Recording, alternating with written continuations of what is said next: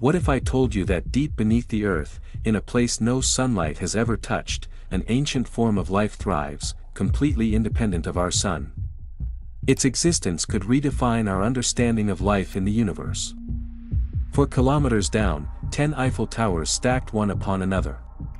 A depth twice that of the Grand Canyon. Rock temperatures reaching 66 degrees Celsius. Pressure so immense that steel beams bend like plasticine. And at the very bottom, people are mining gold. Welcome to Mponeng, the deepest mine on Earth. A place where everything we know about the familiar world ends, and something entirely different begins. Today, we will journey from the surface to its very depths, floor by floor, kilometer by kilometer. We'll discover what it's like to work where no ray of sun penetrates, where rocks are older than life itself, where walls move and groan under pressure, and where creatures that haven't seen light for millions of years live in the rock fissures. Prepare yourselves, because what lies within the world's deepest mine is far stranger and more astonishing than you could ever imagine. First, let's clarify, when we say deepest mine, we mean the deepest working excavation where humans are present. There are boreholes drilled deeper. The famous Kola super-deep borehole in Russia reached over 12 kilometers, but that's just a 23-centimeter diameter hole in the ground, too narrow for even a child. Mponeng is entirely different. It's an underground city. Hundreds of kilometers of tunnels where trains run, where 4,000 people work, pumping water, supplying electricity, and chilled air. It's a place where humans physically exist at a depth where no sound from the surface penetrates, where rocks are older than life on Earth, and where the pressure is so intense that steel beams deform. And it's precisely there, at the very edge of human capability, that scientists discovered something that could fundamentally change our understanding of life in the universe.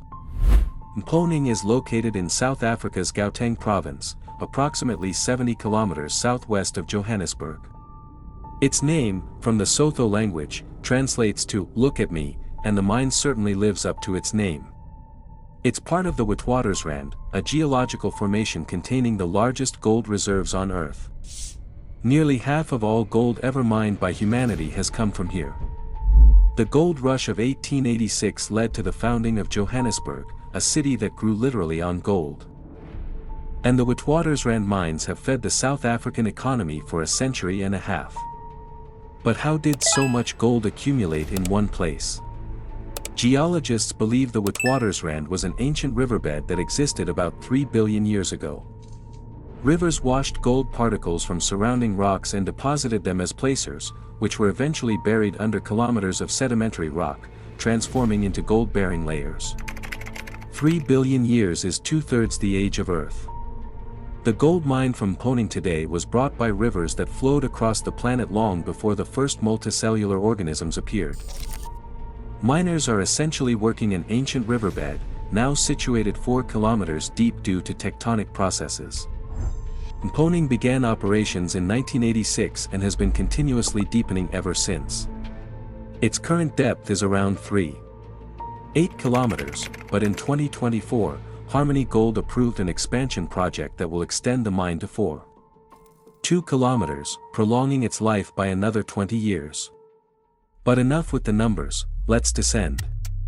Your workday begins queuing for the lift, not an ordinary office elevator, but a man cage designed for 120 people. You stand shoulder to shoulder with other miners, wearing a helmet, headlamp, work overalls, and crucially, an emergency breathing apparatus. The doors close, and the cage begins to fall, not descend, but fall. The speed is about 16 meters per second, nearly 60 kilometers per hour. Pressure builds in your ears, just like on an airplane during landing. The first lift carries you to a depth of 2.5 kilometers. The descent takes about 4 minutes. You emerge onto an intermediate level, an underground station lit by dim lamps. Here, you transfer to a second lift that takes you even deeper, and then it's on foot or by underground transport through tunnels stretching for hundreds of kilometers. The total length of Mponeng's workings is almost 400 kilometers, that's roughly the distance from Paris to Brussels, but underground. The journey from the surface to the working face takes over an hour, often up to 3 hours for the furthest points. This means that out of an 8-hour shift, 2 to 6 hours are spent simply commuting. But this travel time is not wasted. It's on the way down that your body begins to sense that something is profoundly different. At a depth of 1 kilometer, you notice it's warmer, as if someone turned on the heating. At 2 kilometers, the warmth turns to heat. At 3, it becomes a stifling oppressiveness that makes you want to unbutton your overalls. By 5 kilometers, you're breathing air hotter than a summer day in the Sahara. This is because the Earth heats up with depth, approximately 25 to 30 degrees Celsius for every kilometer. This effect is called the geothermal gradient, and it's what makes deep mines some of the most extreme workplaces on the planet. And then you arrive. The first thing you notice is the heat. Not just warmth, but a suffocating, humid heat that makes your clothes cling to your body and breathing difficult, like in a sauna. The rock temperature at this depth reaches 66 degrees Celsius, hotter than water in a standard bath. Without cooling, working here would be impossible. A person loses consciousness at a body temperature of 42 degrees Celsius, and at 66 degrees Celsius in the working phase, heatstroke would occur within minutes. Therefore, every day, about 6,000 tons of icy slurry, a mixture of water, ice, and salt, are pumped down from the surface to cool the air in the tunnels to approximately 28 degrees Celsius. 28 degrees is still hot, especially during heavy physical labor, but it's on the verge of tolerable. Mponeng's cooling system consumes as much electricity as would power a small city. Giant refrigeration units on the surface freeze water into ice, mix it with salt to lower its melting point, and then pump this icy mixture through pipes down to 4 kilometers. There, the icy slurry flows into underground reservoirs, from which cold air is circulated through the tunnels by powerful fans. Without this system, the mine would have to close. No human can work at 66 degrees Celsius. Even with cooling, miners lose several liters of water through sweat during a shift and must constantly drink to avoid dehydration. Heatstroke is not uncommon, and every working level has air-conditioned restrooms where miners can cool down if they feel unwell. The second thing you notice is the sounds. More precisely, one sound, a quiet, incessant cracking coming from everywhere. It's the rock groaning. At a depth of 4 kilometers, the pressure from the surrounding rock is about 100 megapascals. That's like a ton of weight pressing on every square centimeter of surface. The rock is under constant tension, and the slightest disturbance, or extraction, drilling, even the passage of people, can trigger a release of this tension. Miners call this a rock burst, a sudden expulsion of rock where a piece of the wall or ceiling flies into the excavation with the force of a cannon shot. This is the primary danger in deep mines and the leading cause of fatalities. To protect the tunnels, they are reinforced with steel arches, concrete segments, and diamond mesh netting that holds debris during an explosion. Every meter of tunneling costs immense sums, not so much for the drilling but for the reinforcement. Yet, completely eliminating the risk is impossible. In March 2020, Mponeng experienced a magnitude 2 earthquake that claimed 3 lives. In 2007, a geological shift caused a magnitude 1.9 tremor. The tunnel walls literally jumped. At such depths, the Earth doesn't just lie beneath you, it lives, moves, and sometimes reminds you of this in the most terrifying way. Miners say it's impossible to get used to it. You learn to live with the constant feeling that the mountain could decide to close in at any moment. Another rarely discussed danger is decompression. When a person ascends too quickly from great depths, the pressure change can cause gas bubbles to form in the blood, the same phenomenon that affects deep-sea divers. In mines, this is less pronounced than underwater because the ventilation system partially compensates for pressure changes, but the risk still exists. Ascending to the surface in Mponeng's lift isn't just a ride home, it's a transition between two worlds with different pressures, temperatures, and air compositions. The third thing that will strike you is the cramped space. The gold-bearing layer Mponeng exploits is called the Venterstorp Reef. It's a thin stratum of quartzite and conglomerate containing gold flecks. This layer is often less than a meter thick, sometimes as little as 30 centimeters. This means miners work lying down or on their knees in a space where it's impossible to stand upright. Imagine lying on your stomach in a rock cavity the width of a school ruler. The temperature is nearly 30 degrees Celsius, water drips from the ceiling, there's the roar of drilling machines, and the smell of explosives. Illumination comes only from your headlamp. If it goes out, you're plunged into absolute, impenetrable darkness, unlike any found on the Earth's surface. Even on the darkest, moonless night, your eyes eventually adjust and begin to discern something. Here, there is nothing, zero photons. The darkness is so dense it feels physically palpable. And under these conditions, you work for 8 hours, extracting rock, each ton of which contains just 10 grams of gold. 10 grams is less than the weight of a coin. To get a single wedding ring, you need to process a ton of rock brought up from a depth of 4 kilometers. When you wear a gold ornament, you are carrying the result of work born from an inferno of heat, pressure, and darkness. Every day, Mponeng brings up about 6,000 tons of rock. This requires roughly 2.5 tons of explosives. Miners drill a series of holes in the gold-bearing layer, place the charges, and retreat to a safe distance. After the blast, the rock is crushed, loaded into ore cars, and transported by underground rails to the mine shaft, from where it's lifted to the surface. Above ground, the ore is crushed, milled, and chemically processed to extract the gold. Annual production is approximately 8 tons of gold. That might not sound like much, but at current prices, it's over $500 million per year.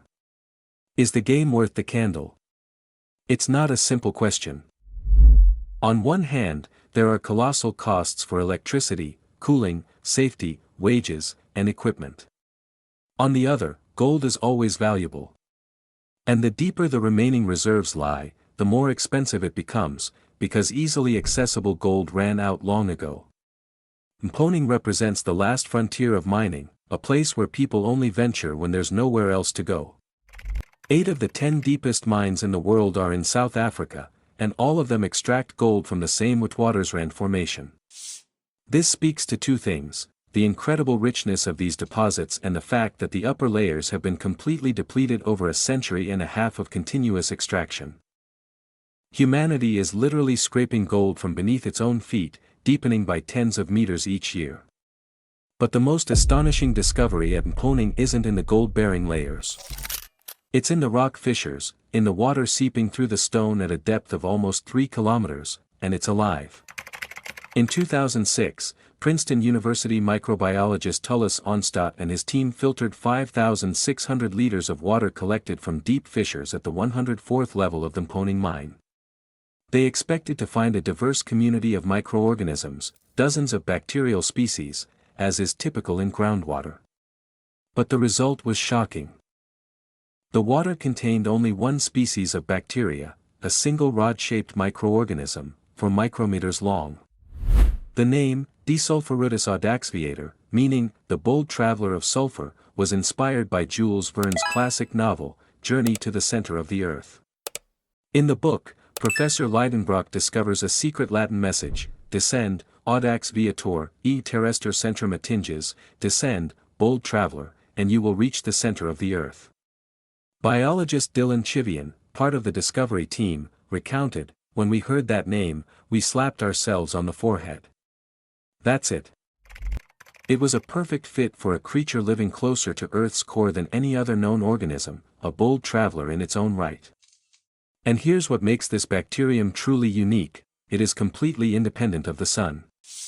All other living organisms on Earth, from whales to viruses, are, in some way, linked to sunlight. Plants use it for photosynthesis. Animals eat plants, predators eat animals. Even bacteria in deep-sea hydrothermal vents use chemicals that ultimately depend on geological processes connected to solar energy. But Desulfurutis audaxviator has completely broken this chain. It derives energy from the radioactive decay of uranium and thorium in the surrounding rock. Radiation splits water molecules, forming hydrogen. The bacterium then uses this hydrogen to reduce sulfates, gaining energy from the process. It obtains carbon from carbon dioxide dissolved in the water and nitrogen from ammonia released by the rock. It produces all 20 amino acids that make up proteins itself. We humans can only produce 10, the rest we must obtain through food. It has tiny tails, flagella, allowing it to swim in the water. And if conditions become utterly intolerable, even by its standards, it transforms into a spore, protecting its DNA from heat, desiccation, and acid. When conditions improve, the spore awakens and becomes a living bacterium again. This creature is an absolute champion of survival, and it lives right beneath the feet of 4,000 miners who are unaware of its existence. Water analysis showed that it had not mixed with surface waters for several million years. This means Desulfurutis audaxviator lives in complete isolation from the rest of the world, millions of years in absolute darkness, at 60 degrees Celsius, feeding on radiation. This is the first ever discovered ecosystem consisting of a single species. The only living creature in its world, completely self-sufficient, needing no one. Why is this important? Because Desulfurutis audaxviator is living proof that life can exist without the sun. And that changes everything we think about life on other planets. Mars, Europa, Jupiter's moon, Enceladus, Saturn's moon, all these worlds have subsurface oceans or aquifers where similar organisms could theoretically exist. If a bacterium can live on radiation and water in a South African mine, why couldn't a similar bacterium live beneath the surface of Mars, where both uranium and water are present? Microbiologist Onstad explicitly stated, "I think this organism is ideally suited for Martian underground environments." NASA closely monitors Mponeng's research, not because they're interested in gold, but because 3 kilometers beneath Johannesburg, arguably lives the closest terrestrial analog to Martian life. If we ever find life on Mars, Europa, or Enceladus, it will most likely resemble not little green men, but a tiny rod, for micrometers long, quietly munching on radiation in complete darkness. And the first hint of what such life might look like came not from space, but from a South African gold mine. Incidentally, Mponeng is also a place where events occur that are impossible anywhere else on Earth. In 2017, an Ecuadorian marathon runner completed a half marathon, 21 kilometers, inside the mine. 21 kilometers through underground tunnels, in 30 degrees Celsius heat, in complete darkness, illuminated only by a headlamp. The organizers declared it the deepest race in human history. It's hard to imagine a more surreal scene, a runner 4 kilometers underground, surrounded by gold-bearing rock compressing under immense pressure, in a world where the only other living creatures are bacteria feeding on uranium. Moreover, in 2021, an international team of scientists made another discovery. Genetically almost identical populations of Desulfurutis audaxviator were found in deep underground waters in South Africa, Siberia, California, and Sweden. Bacteria separated by thousands of kilometers and different continents turned out to be genetic doppelgangers. Their DNA matches by over 99%. How is this possible? Scientists hypothesize that all these populations descended from a common ancestor that lived millions of years ago, before the continents drifted apart. Since then, each population has lived in complete isolation but changed so slowly that even after millions of years, they are almost indistinguishable. This represents one of the slowest rates of evolution ever recorded in living organisms. Life at the bottom of Mponeng doesn't just exist, it's frozen in time, like insects in amber. Only the amber here is 4 kilometers of solid rock. Mponeng also has another, less scientific but no less dramatic side. The mine is not only a workplace for 4,000 official miners, it's also a habitat for so-called ghost miners, illegal prospectors who infiltrate abandoned or unused workings and extract gold at their own risk. Some live underground for months without returning to the surface, subsisting on supplies passed down by accomplices through ventilation shafts. They work without protective equipment, ventilation, or medical aid. These are desperate people for whom a few grams of gold mean the difference between destitution and survival. Mine security wages a constant battle against them, but a labyrinth of 400 kilometers of tunnel is impossible to control completely. By some estimates, illegal gold mining in South African mines generates hundreds of millions of US dollars annually for criminal networks. Improvised camps with mattresses, food supplies, makeshift kitchens, and even electrical generators connected to mine cables have been repeatedly found in Mponeng. This is the dark underbelly of a gold rush that continues into the 21st century. Only instead of picks and pans, the prospectors now use hammers and sacks, and instead of the Wild West, it's a 4-kilometer deep subterranean world. Mponeng is a place where extremes converge, cutting-edge cooling technology and medieval working conditions in 30-centimeter crevices. World-class astrobiology and illegal gold extraction with bare hands. Bacteria living for millions of years without a single ray of light, and people risking their lives for a few grams of yellow metal. The deepest man-made object on Earth, and one of the most dangerous workplaces in the world. 4 kilometers of rock between you and the sun. And in that rock, in every fissure, in every drop of water, there is life. Life that needs neither light, nor oxygen, nor us. Life that was here long before the first miner struck a pickaxe against the rock, and will remain long after the mine is closed and flooded. You know what personally strikes me the most about Mponeng's story? Not the depth, not the temperature, not even the gold. It's the sheer scale of contrast. On the surface, it's the 21st century, smartphones, satellites, artificial intelligence. But 4 kilometers beneath our feet, a person lies on their stomach in a rock crevice, hammering away at rock, just as their ancestors did thousands of years ago. Technology has taken us to space, but at the bottom of the world's deepest mine, work still comes down to muscle, sweat, and stone. And next to this person, in a rock fissure, lives a bacterium that feeds on radiation and hasn't seen the sun for millions of years, a bacterium that might just be the model for life on Mars. 4 kilometers down, and you are simultaneously in the past and the future, in the Stone Age and the Space Age, in the most dangerous and most astonishing place on Earth. What astonished you the most, the working conditions of the miners, the radiation-eating bacteria, or the sheer scale of the mine itself? Let me know in the comments below. And don't forget to subscribe to Sealed Mysteries, because many more journeys to places normal people prefer not to look are ahead. See you next time.